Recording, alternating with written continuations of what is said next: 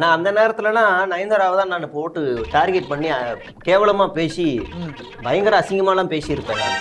யாரு நான் இல்ல பிசிமி உண்மையிலே அவர் இப்படிதான் பேசினார். அப்படியே கேவலமான ஜென்மத்துல நம்ம வந்து வாழ்ந்துட்டு இருக்கோம்ல. ஆமா ஆமா, அது ஒரு ஆள் கிடைச்சதுன்னா அவங்களோட குடும்பத்தையே போட்டு நாஸ்தி சந்தி சிரிக்க வைக்கிறதுலதான் நம்மளோட வியூஸ். கண்டிப்பா.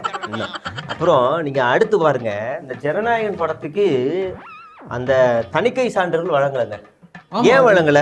அது ரொம்ப இதா இருக்கு. அது எனக்கு எப்படி இருந்தாலும் ஒரே ஒரு இதுதாங்க, ஆளுங்கட்சி சதி. ஆமா இல்ல இல்ல திமுக கொடுக்கலங்க, பிஜேபி அவர் கடுமையா எதிர்க்கிறாரு. அப்ப தணிக்கைக்கும் திமுக சம்மந்தம் இல்லையா? எப்ப அப்ப இருக்கு, அதை கட் பண்ணிருங்க. அது இருக்கு. அப்ப வைடா, அப்ப வச்சிருக்காங்க. அது இருக்கு. இருந்தாலும் பிஜேபி வந்து கடுமையா எதிர்க்கிறாரு. யாரு எப்ப எதிர்த்து நமக்கு தெரியல, வெளில தெரியல. அது அவருக்கு தெரியுமா? எனக்கே தெரியலையே, முட்டு கொடுக்குற எனக்கே தெரியல. இல்ல அது அவருக்கு தெரியுமா?